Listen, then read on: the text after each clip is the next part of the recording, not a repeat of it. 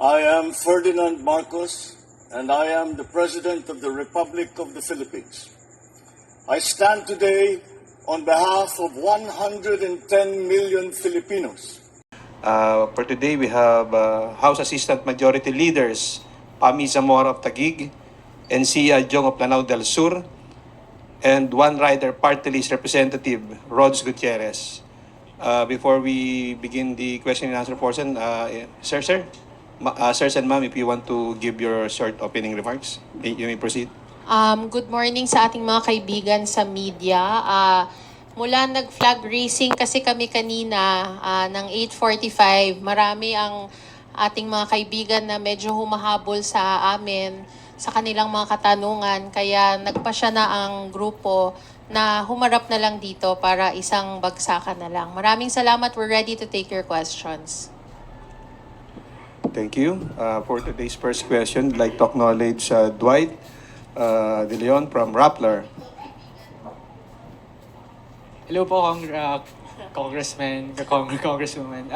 First question lang po, can you confirm also that you received a text message from President Marcos asking that lawmakers not file an impeachment complaint against Vice President Sara Duterte? Because earlier Congresswoman Geraldine Roman said the same na natanggap ng Chief of Staff niya. So can you just confirm that? Ako, I personally did not receive any message. I don't know about my colleagues kung nakatanggap sila. Ako, wala ako natanggap. Kayo po, Congressman Zia, Congressman Raj. I don't think Malacanang has my number. So, no, wala po kami natanggap. Personally, wala ako natanggap na text. Just to answer the question directly, I have not received the message. But since kinonfirm na rin po ni President Marcos yung message, what do you make out of that appeal to lawmakers na wag pong mag-file ng impeachment complaint? Siguro another way of reading it is not to entertain impeachment complaints that would be filed against the Vice President. Go ahead. Well, personal, that's his personal opinion, no? But again, ang pag tinatanong ako, it speaks about character of the president because he wants to put the interest of the country above self-interest. Remember, the allegations. I mean, the threat was actually directed against him and his wife and the current Speaker of the House.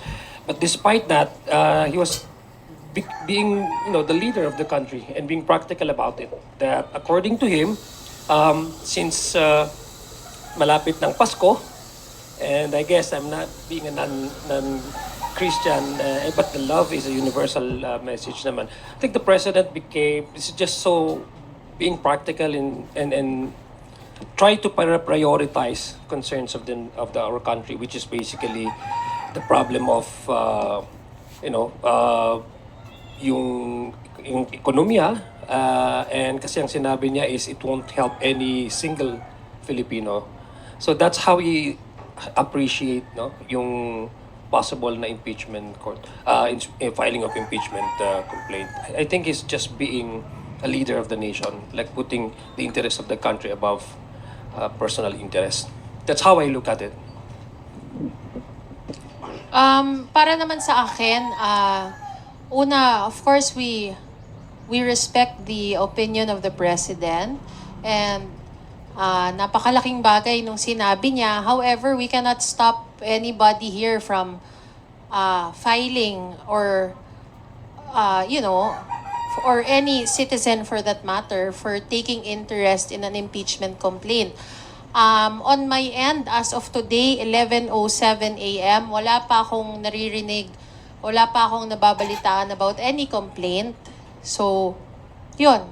Tingnan natin kung ganito kasi, pag merong nag-file, hindi naman namin pwedeng basta na lang upuan. So, tingnan na lang natin kung syempre pakikinggan din naman natin yung sasabihin ng presidente. But, we'll also have to check kung ano man yung laman, kung ano man yung ifa-file nila. But as of today, again, 11:07, wala pa. Wala pa akong alam personally. I think sila din, wala pa rin silang naririnig. In addition to that na lang po siguro, just to say, I think we're all in agreement here. We listen and we respect the opinion of the President. Of course, he's coming from a different place po, no, as the executive. But we have to take note, the executive branch is different from the legislative branch. And we know naman from his statement, it's actually a plea. No, it's advice. He's not really trying to tell the legislative what to do. But given that we are the legislative and this is a constitutional mandate po, no, nasa constitution natin yung process of impeachment, I think we are duty bound to not really entertain but to hear out if there are any impeachment complaints filed. Although tama po si Congresswoman Zamora, we have yet to hear of any impeachment complaint, but should it be filed, we have to give it due process in the sense that we'll hear it out, check the merits. But of course, given what the President has said, that might play into how we would appreciate the same. But I think it would be unfair to say that outright we will say no kasi trabaho po natin yun under the Constitution as part of the legislative branch. So, sir, just Mr. Ma'am, just because President Marcos said that message, hindi ibig sabihin no na magi-slow down yung House of Representatives with its investigation on the Vice President as well as the past administration doon sa mga Quadcom hearings?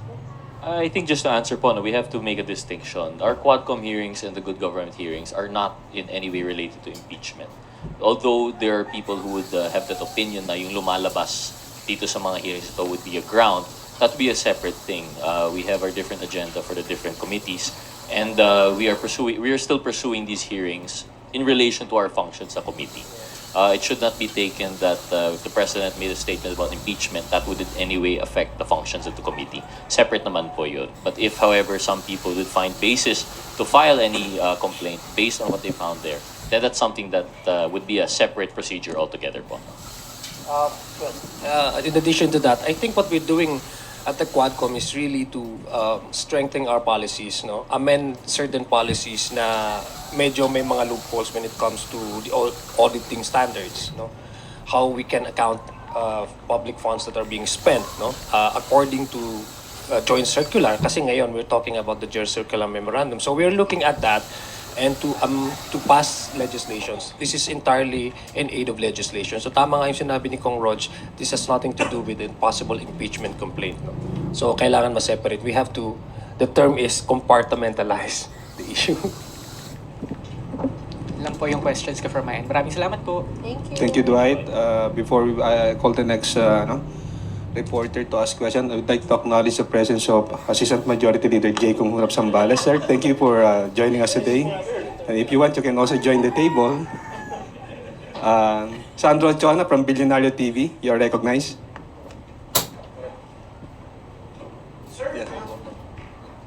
Good morning, sirs and ma'am. Na-mention ni Secjen na we may not have enough time kasi sabi niya they need at least 10 session days to act on an impeachment complaint. Kung i-file ngayon, your thoughts on that, sir? So, pwede bang tanggapin? Paano po ba? Pwedeng tanggapin and then maybe next year na? I think our Secretary General will be answering based on the House rules that they know. I don't know if we could speak on behalf of them. We are all neophytes here. This would be our first to entertain that. But if that is his opinion, then I think that should be, it has some weight naman po, no? But as for, on my part personally, I'm not aware of the limitation. If I understand the rules right, it must be acted upon within 10 days. So pwede naman right after, but I could be mistaken. So baka doon po nanggagaling si Secretary General Velasco. So, pwedeng next year na lang? Pwedeng next year na lang po? Well, I think the Secretary General is speaking on the practicality of time. He wasn't really saying about the acceptance or receiving any complaint. So, kung 10 days siya, if that's according to the rules, how many days are left before we call for a break, no? 10 days. 9 session days. So I guess the Secretary General is well informed about the rules. So probably the practicality of time, that would also be a problem. I guess it's a challenge. Thank you. Bibian Gulia from ABS-CBN. How are you taking the President's message, the text message? Is it an order, a suggestion, and will you give it weight when you were faced with an impeachment? Wala akong natanggap na text eh. But may information, No, of course, we're going to put weight. Bibigyan namin naman kukonsidera namin yung message niya una sa lahat, again, 11-12 na, wala pa rin kaming, wala talaga. Sa totoo lang. And kayo naman, nandito kayo araw-araw, wala pa rin, malalaman nyo yan kung meron na. Pero wala pa kaming natatanggap. So, wala.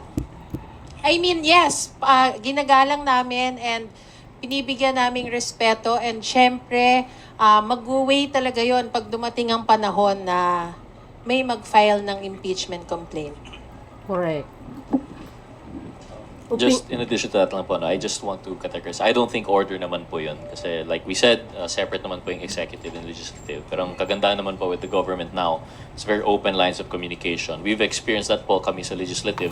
Although our functions may not be executive, when we have comments, opinions, they're always open. The secretaries, the president, and all the way down the line, they're very open po for communicating with us. And I think that's what's happening now in the same way. I wouldn't call it a suggestion. Perhaps it's an advice, given his wisdom of what he sees in the situation. So, yun po. But I really don't think that is an order po, no? Because that's a different jurisdiction naman ng powers natin. Tama. Thank you.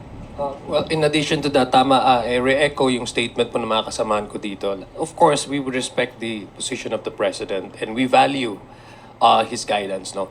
Pero, sabi nga, hindi yun directive, no? It's an appeal, actually, if you look at it. If it's an appeal. So that speaks about, again, the character of the President, respecting the independence of the legislative. Because if it's done, directing the members or the leadership, that is in a way intervening. But the message was actually an appeal, requesting for a possible, not to entertain, possibly, no, not to entertain. Actually, the statement of the President was, when he was interviewed, ang sabi niya is it was a private message, and that was a plea, no? And that was a plea. So it only speaks about the President's respecting the independence of a co-equal branch. Thank you. Second Tama. Okay, go ahead, Bibian. Opinion niya lang yun You did eh. mention na parang patuloy pa rin, tama ba? Yung mga investigasyon ng Quadcom, separate yung investigations ng Quadcom and ng good government on the OVP confidential funds. But sa schedule this week, parang wala pa po ako nakitang schedule ng hearing this week, whereas in the past, parang every week may hearings. How should we take this po? Wala po bang slowing down kumbaga doon sa mga hearings? Tuloy-tuloy yan. Well, it also depends kasi on the availability of our resource persons eh. So once we schedule the Quadcom, once we schedule the next committee hearing, we also consider yung availability ng possible na magiging resource persons. Kasi of course, kailangan mong pag magkukwad ka, maghihiring ka, kailangan lahat ng tatanungin mong tanong at yung dapat na tanunging tao ay nandoon. So, yung scheduling naman is, I guess, wala pa, it's not official, but we're looking at possibly this within the week. No? Magkakaroon po ng continuation of the hearing ng Quad. Just to add lang po siguro, dahil lang po wala sa schedule, tas hindi po tuloy. Like we mentioned, I think we're of the opinion, what we understand from what's happening sa Congress is that tuloy pa rin naman po yung ating mga hearings. It's just that as of now, although wala siya sa schedule, we have to take note under our rules, pwede, we have 3-day notice. So it could still happen. Or we have hearings from Mondays to Friday. So it could still be like either today or tomorrow you might receive the notice. But in addition to that, just what we've heard, I think one thing to also consider, although it's not a slowing down, it's Christmas season. Mahirap na rin po. All of our congressmen also have to be in the district. They have to be with their respective constituencies. So that might be one consideration aside from po yung sa resource person. So just because wala po sa schedule doesn't mean hindi po tuloy. It's just a matter of time. Scheduling lang po siguro. Thank you. Thank you, Vivian. Big Simintak from Net25. Morning po. Sir, regarding dun sa issue ng time constraint natin, kasi 9 session days na lang, tapos according to SecGen, 10 days kung sakaling mag-file yung to act on the impeachment complaint. All in all, sabi niya, dun sa prosesong yon 130 days. So, papasok na tayo by February ng election session. Pero, based on our observation on the previous impeachment, like for example, the impeachment case of former President Joseph Estrada, may isang mode na pwedeng i-shortcut siya. Now, what you need only is to get the 1/3 signature of the member of the House of Representatives in order to para mabuo yung tinatawag na article of impeachment. May we know kung sa leadership, sa majority, aside from the statement coming from the President, kung talagang may balak na i-impeach si Vice President, nasa agenda ba ng majority using the shortcut method? Well, yung sa kay former President, but that's a direct action taken by the House, previously. So, ito kasi sinasabi nga namin, there's no advice. We don't actually discuss about impeachment, no. And parati ho namin sinasabi to, there's no official or there's no formal discussion or talks among the leadership, and even sa amin po, about a possible filing of the impeachment. Actually, ang naririnig po natin na may ready for filing, yung kanilang complaint are yung mga ibang grupo po outside. But as far as the leadership is concerned, that is, to me, within 9 days, nung sinasabi ni Secgen, that cannot happen because it only possible if the House directly has taken action on the complaint, meaning if you have secured, I guess, a number of signatures of the House, that's the time that you can actually talk about impeachment directly in the plenary. So hindi ho mangyayari yun. Well, again, we aren't in any discussion of any specific process na or method na gagamitin because as emphasized, wala namang nagpa-file pa. But just to answer lang po yung question, I think because it's theoretical. There are the 3 modes po, no? And I think it would be correct to say that by the 3rd mode, if you're able to secure 1/3 signatures, it would go directly. So just to answer the question, if I understood it correctly, tama po, that would be a way siguro around the 10-day rule. However, as mentioned, it really would depend. Kasi practically speaking, wala pa pong nangyayari. Because you have to take note, it's not just magic po, yung 1/3 number of figures, that's quite a lot, it's 100 plus. So kung meron man, there should be word about it right now, and unfortunately we don't. We've always been consistent when we say po na we haven't heard about impeachment, usually it's from the outside. Before it came from other camps, now we're hearing about complaints from private citizens, pero that's still outside pa po. So technically speaking, nothing has started, so we can't really speak about yung timeline po. Thank you. Marian Enriquez from TV5. Would you like to comment po dun sa recently sinabi Kasi 'di ba, I mean, what was that statement for?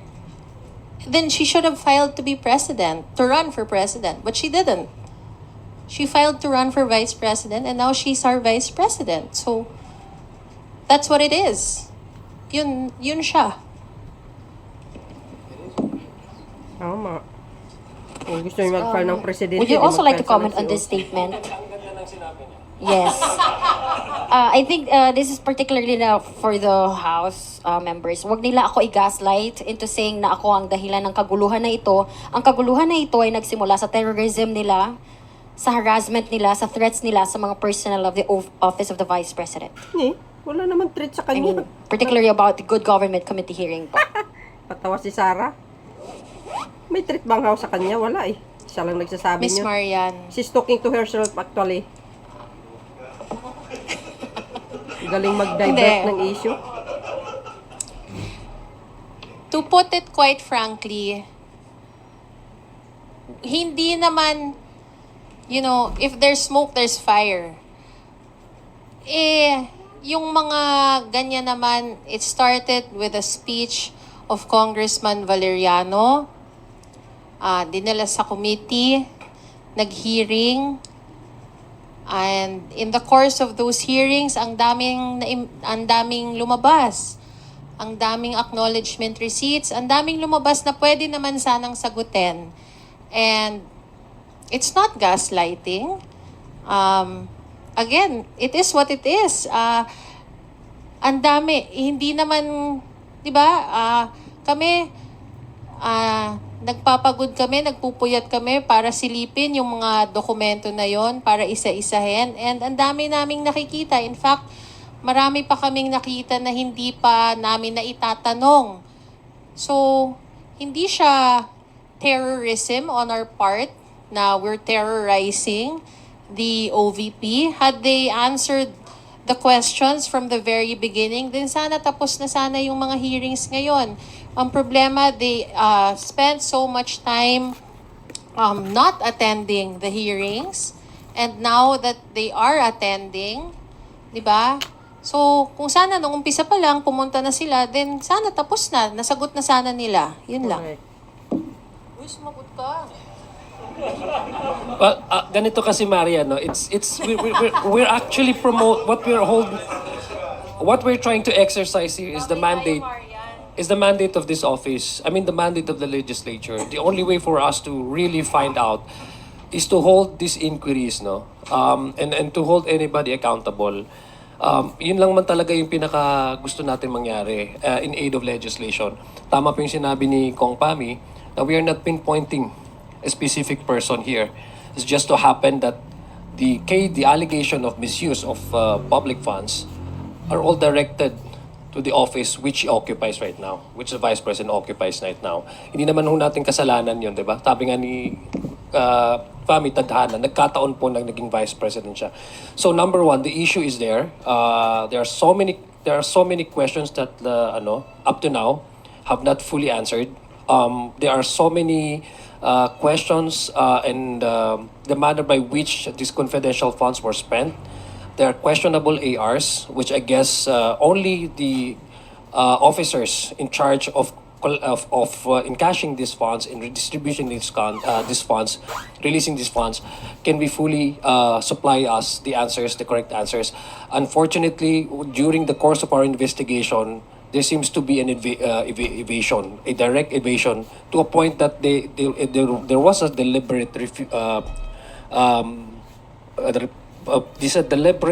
refusal to attend, to a point of, sa palagay ho namin sa committee, it's an attempt to frustrate the committee in finding out the truth and for a possible filing of a sound legislation that can rectify these wrongs. So ganun lang po. I think we should focus on the issue and not to dwell on concerns that may divert our attention, which is to hold anybody accountable and to promote transparency in government. In addition po siguro, and to answer the question of Marian of TV5, I think the two quotes mentioned were interrelated in the sense na nalilis po yung issue. She's answering the issue by bringing up politics, yung presidency. But I think what we have to note here is that this issue goes way back po, no? Before the Good Government Committee and before people were talking about dahil po ito in relation to the presidency, whether 2022 or 2028, we had questions na po. And this started with no other than yung sa budget hearings natin, which was supposed to be sponsored by Congressman Adyong. Yes. Yun po, dun po yung nagsimula. Before anything on politics or anything about which camp or what, the question is really how the budget was spent, how the confidential funds were spent. And the failure to attend to that, the failure to defend it, although it had its corresponding slash in the budget, it's not sufficient po. And kaya nga po pumasok yung good government. So, to answer the issue by saying po that this is related to politics, I hope we could set that aside. Whether a certain person feels na sa kanya yung presidency, dati naman, or if it's about the future presidency, we have to set it aside because what we're talking about here is yung accountability doon sa expenditure of the confidential funds. And it just goes to show, it goes back to that po, no? We've had this question during the budget, we've had it near the committee hearings, and we will continue to have it until we have answers. If the OVP officials, what was the term a while ago, terrorizing or harassing, had they appeared earlier, had they answered our questions during the budget, baka tapos na po yung we wouldn't have had to come to that committee hearing. So I think that's where we're coming from. This is a mandate constitution, power of the purse, together with oversight. Yun lang naman po yung inatupag po namin dito. Yan lang. Thank you. Last na lang po. Sir, medyo nakakapanibago kasi wala pa po sa calendar natin any good government or quiet committee hearing. May effect po ba yung impact, yung message ni Pbbm with that? May ceasefire ba? Yung sa good government, we were supposed to meet Friday, tama ba? No, we were supposed to meet Friday. We were supposed to meet Friday, Marian. And I remember, ako yun, I actually called the chairman na I was of personal opinion kung maaari bang i-postpone yung hearing dahil nabanggit nga ng ating Vice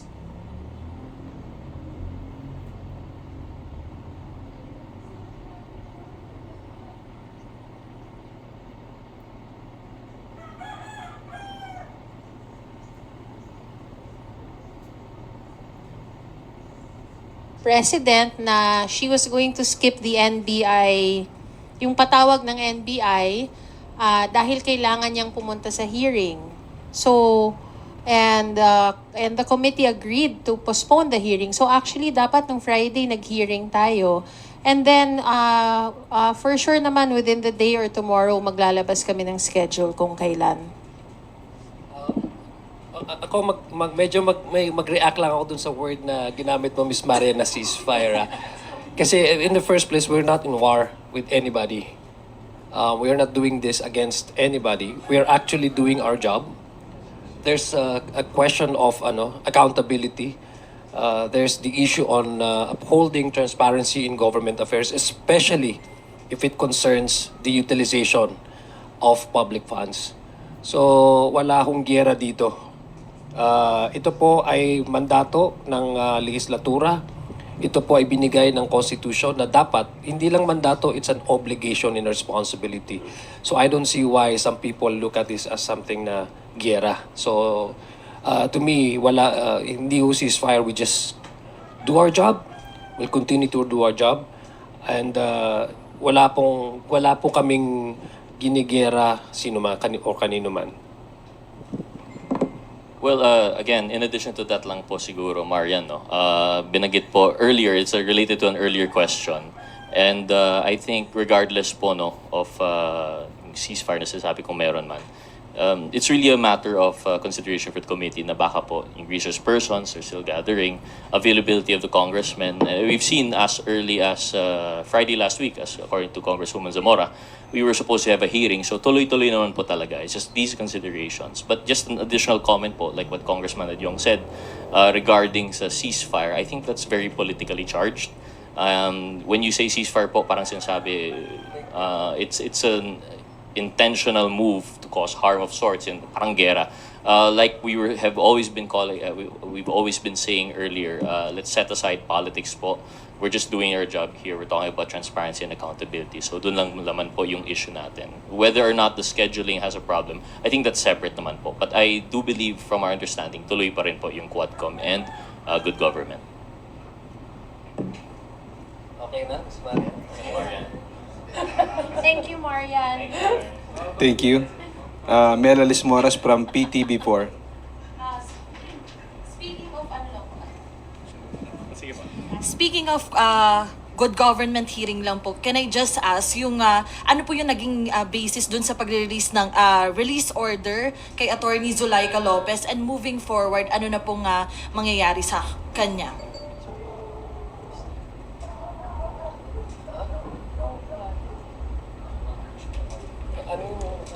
Yung nung weekend, nung Sabado po kasi nag-release na yung House Committee on Good Government ng release order kay Attorney Zulaika Lopez.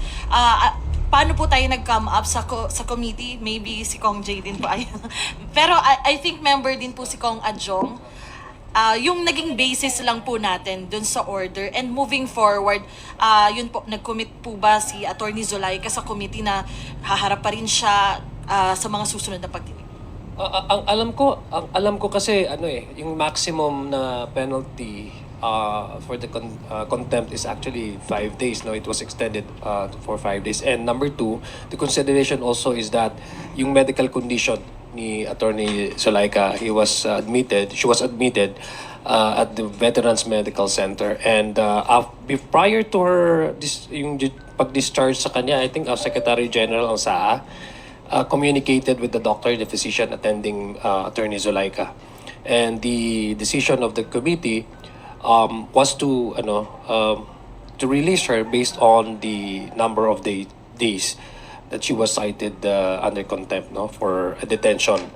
So yun po yung naging consideration. Remember, yung detention niya she was supposed to be transferred to correctional, but due to medical issues, the committee decided to allow her to be admitted at the Veterans Medical Center. But sinabi naman po niya, I guess yung sa sulat niya, sinabi niya she will cooperate should the committee continue on hearing the case of the OVP, DepEd. OVP ba? And DepEd confidential funds. Nag-assure naman siya na she'll be attending the next committee hearings. Opo. So next hearing kong Zia, expected natin na harap si Attorney Zulaika Lopez as well as yung 4 na naka-firm. Yes, if there's no medical problem or immediate medical attention that she might need, I guess there's no reason for her not to attend.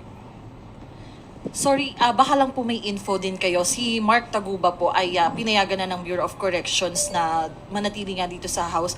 Ano po yung magiging process doon if we have info? Hanggang kailan po kaya dito siya dito mag-stay? And ano po ba yung process pagka convicted yung nasa mas mahigpit po ba yung security? Kung meron lang po tayong info about it. Merong request for transfer. Yes. Si Mark Taguba kasi during our last hearing, ito si George can also say something about the request. Si Mark Taguba kasi he's been receiving death threats, no? So he requested na kung pwede, since na the Quadcom will be holding continuous committee hearing, that it would be, I guess, safer kasi yung pag-transport kasi ng mga resource persons natin the request was requested to the BJMP, diba? It's a Bureau of Jail Management. So it was requested and then pumayag naman po sila kasi it also happened to other resource persons. So it would be more convenient and easier for us to request these resource persons anytime that should their attendance or their presence are needed, no, in the Quadcom. So yun lang po yung nag-request po and then it was granted the request. That's why he's now under the custody. Under the detention facility natin. So until naghihiring po yung alam ko until such time that the committee will file its committee report, determination of the Quadcom, and that's the time that Mark Taguba will also have to return back to where he is imprisoned. Thank you po. Hello, morning, Kongs. I'm Chino from GMA7. I'd just like to ask, while it's clear that yung work of the Quadcom and other committees on investigating the alleged irregularities may or may not lead to an impeachment complaint, is there also a safeguard na someone might safeguard against someone that might actually stymie the impeachment process by filing a defective complaint? May mga ganun ba kayong pag-uusap na, somebody just file a defective complaint and then it'll be barred for, I think, a year, pagkatapos nun, diba? So, is there safeguards or are there talks about that? Sorry, sir, I won't be able to talk about safeguard. Well, for one, I don't think it's been discussed. If there have been discussions on safeguards regarding that issue, probably beyond our circles, kami po, we're just members here. But from my understanding po, and I could be wrong because, again, as mentioned, we're neophytes, when there is a pending complaint for impeachment, in either of the 3 modes, I think if it is defective, the 3rd mode would be eliminated right away because I don't think 1/3 of the House would vote on that and promote that. But for a defective impeachment complaint to have been filed and to be endorsed by a congressman or congresswoman in either of the or the 2nd mode also, by which, and incumbent congressman or congresswoman would file that defective complaint, I think these two would still have to go through the Justice Committee, and I think that's where they would thresh out the defective complaint. But whether that would trigger the 1-year ban under the Constitution, I'm not too familiar. But I think that's the safeguard in the rules, is that it would be dealt with by the Justice Committee po.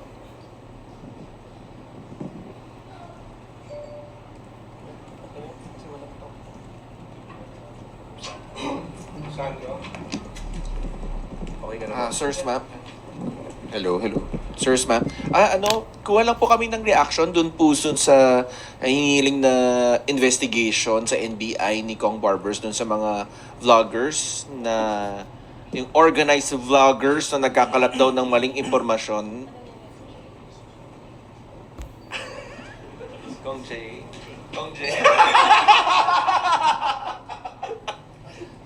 Ala, lagot. Just to start lang po siguro, Lagot ng mga I think vloggers. we all here in the House, I can't speak for them, but I think we would be in support po of the call ni Chairman Barbers.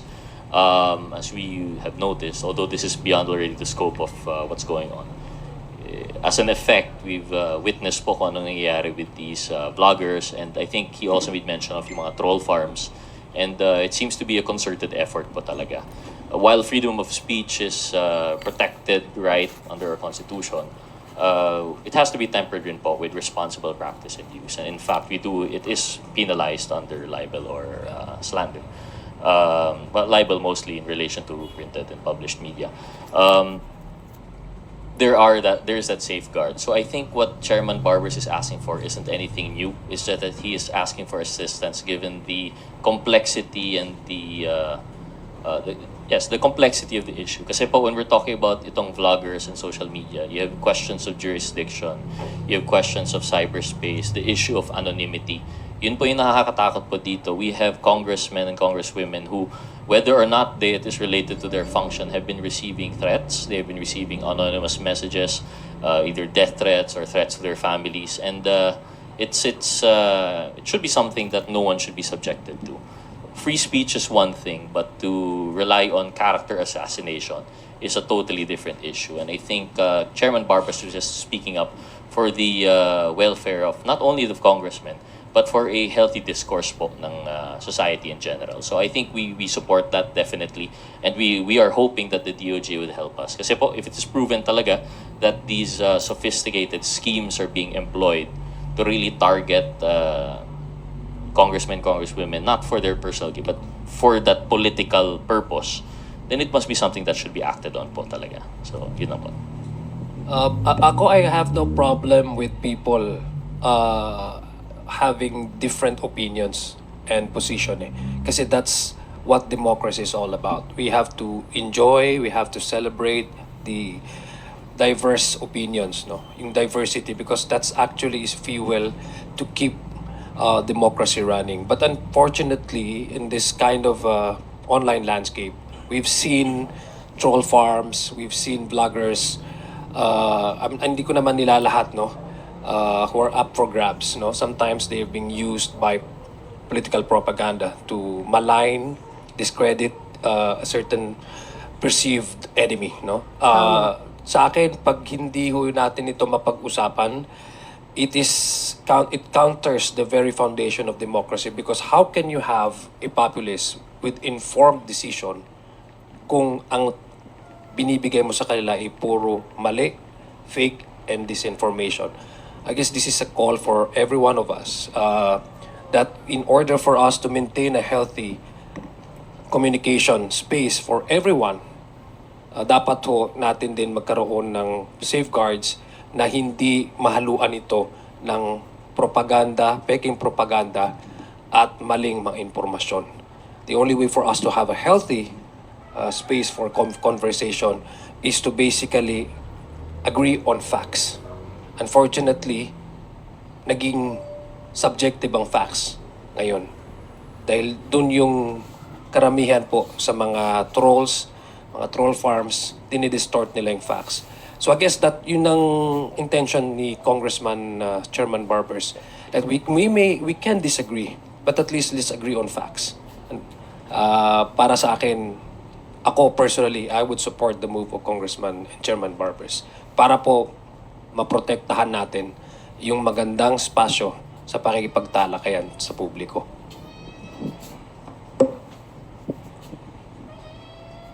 Okay. Next question from Billy Mga Vegas. vloggers lang yun na nagpapakalat ng Politiko. fake news. Ayan, umanda kayo kay Congressman Barbers. Sabi po niya, mas sure pa daw na dadalo siya doon sa hearing ng good government kaysa doon sa patawag ng NBI. Reaction lang. We look forward to it.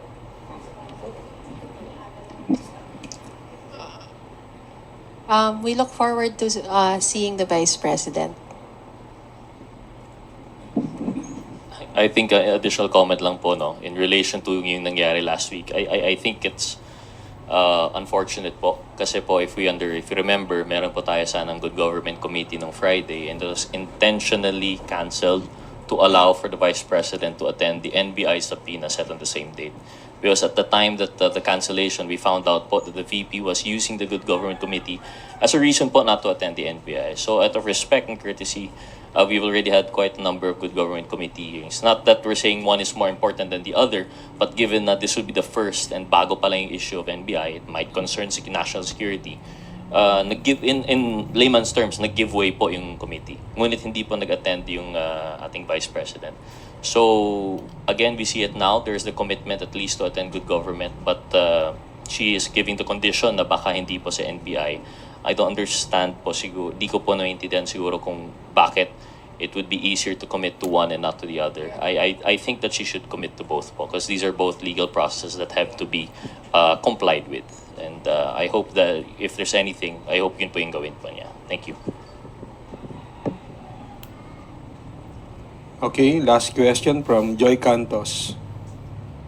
From Filipino Star ngayon. Good morning po, sir.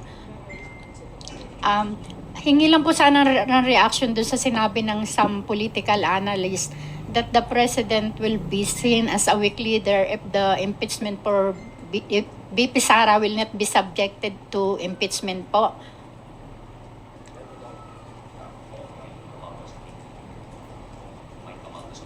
If impeachment is not entered. To answer po, no. Of course, everyone's entitled to their opinion, and that political analyst, if they believe impeachment is the only route to show strength, then we can't change that. But siguro po, ako personal opinion for this representation, impeachment is not the only avenue to exert kung ano man yung tama. As we've discussed prior, wala naman pong immunity ang Vice President. There are also possibilities for criminal accountability, criminal liability to be had through, yun nga po, and we've seen it. The PNP has filed cases, the DOJ, through the NBI started investigation. So it's not the only way to, exact accountability for those acts. But regarding impeachment po, that's a totally different matter also. And it would not come from the president. I don't know why it should reflect on the president because the impeachment complaint should come from either a private citizen or that endorsed by the member of Congress. So if wala po mag-file, then how could that reflect po on the leadership of the executive? So I think that's just my comment for the expansion po siguro ng discussion ng political analyst na yun. Actually, dadagdagan ko lang, no, kailangan po natin maintindihan na magkaiba po yung trabaho ng executive at saka legislative. If it's about the impeachment, possible impeachment complaint, it's entirely up to the House members, no, on how they would appreciate the merits of the possible impeachment complaints. Let's not, for me, yung position po ng President is just his personal take on that. And that should not be taken as something that maybe, as a gauge on how strong he is as a leader. I think he has so strong points naman eh. Kasi ang sinabi naman po niya doon, let's focus on nation building, let's focus on the problems. That's how he viewed that with the yung lens na yung access niya po being the top executive official in the land. No, he's the number one president. He's running the affairs of the government. When you talk about complaint of possible complaint ng impeachment, that is purely a legislative process. Na it's again depends on how the membership, individual members will look at the merits. No, balikan ko lang po yung kaninang tanong niya, no. Ating kaibigan, boss. I think I think choosing between the two, it's not really a matter of choice. It's actually I think it's proper, and it's how a official respect the rule of law, and the demands of these cases filed before the NBI should be squarely dealt with by the head of the office, meaning the vice president herself. So it's not really a choice between which does she favor the committee hearing of the Quadcom or the NBI. Both are important, and if we talk about transparency and accountability, it is demanded of her to put urgency on these two venues for her to really explain, and then maybe explain her side or her own position on the allegation that were thrown at her and her office, no. So ganun lang po, idadagdag ko lang po sa sinabi ni Kong Rog.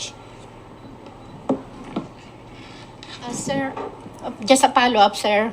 Are you in favor of impeachment versus President Sara? Maybe not now due to times constraint, but next year, next Congress, sir. Are you in favor of impeachment? Impeachment.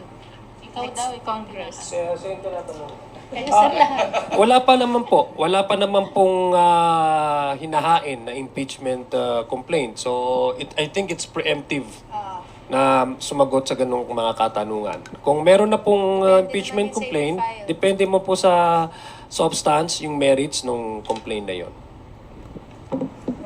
I think what's happened po kasi is people are equating yung impeachment to a political exercise. It's whether you are for or against the person. But I hope we don't forget the fact that impeachment is based on grounds. This is not on personality. It is about the facts that attend the facts and circumstances surrounding po an alleged violation. So we're talking about graft and corruption, betrayal of public trust, culpable violation of the Constitution. If wala pa pong basis, and rightly so, as mentioned by Congressman Adyong, kung wala pong inihain pa na complaint, how can we base po, no? How do we say na the facts are ready for impeachment? So we can't say we're for or against until we've seen po the complaint. Yun lang po. Thank you. To our honorable guest, kindly proceed with your short opening, closing remarks, rather. Nagpapasalamat kami sa inyong mga katanungan. I mean, for sure naman, this week will be a colorful week, and the next 2 weeks ahead. Andito lang naman kami to always answer your questions. So maraming salamat, and we hope that everyone has a good day ahead. So yun, mga kababayan, siguro naman naririnig nyo yung mga sinasabi ng mga congressman tungkol sa mga issue dito sa panggugulo ni Sara Duterte, no? Kinorek nila po yan.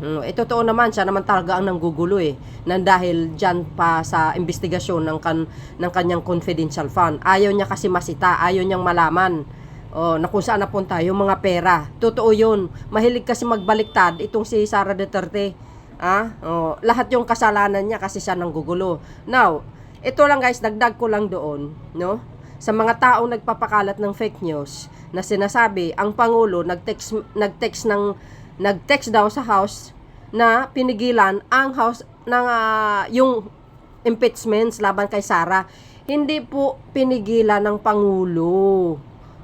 Iwasan nyo po ang magpakalat ng fake news, no? Sinisiraan nyo ang Pangulo Hindi niya po pinigilan. Yan po ay opinion lamang niya. Lahat tayo may karapatan tayo magsalita, opinion. Pero yung sabihin mo pigilan niya, ang House ay sus Maria Josep, out na si Pangulong Marcos Jr., wala siyang paki guys, kasi alam nyo naman po ang House, separate powers po yan, mga kababayan. Hindi niya kayang manduan. Kung ano po ang desisyon ng House, desisyon ng House po yun. Yung sabihin nyo makialam ang Pangulo, no. Hindi po. Yang sinasabi niya tungkol dito sa impeachment, yun lang naman suggestion niya. Ika nga, opinion niya lang, hindi niya po pinigilan. So, ibig sabihin, anytime, pwede magsampa ng kaso for impeachment laban kay Sara. Kayo naman, iwasan nyo nga magpakalat ng fake news. Magsasampa ng kaso si Congressman Barber dito sa mga vloggers na ito. Dagdag bawas yung mga pinagsasabi, mga fake news. Buting sa inyo yan. Kaya mag-ingat yung mga political content creators. Ang ibalita nyo yung tama, hindi yung puro fake news. Yan.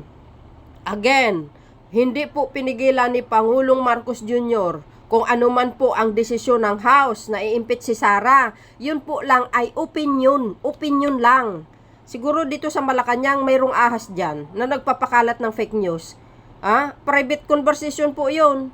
Kaya ang Pangulo dapat mag-ingat. May mga ahas dyan. Nagpapakalat. Yan, opinion lang. Tapos bibigyan nyo ng issue. Sus Marius, at pinagkakalat nyo pa. Opinion niya lang. Hindi niya pinipigilan.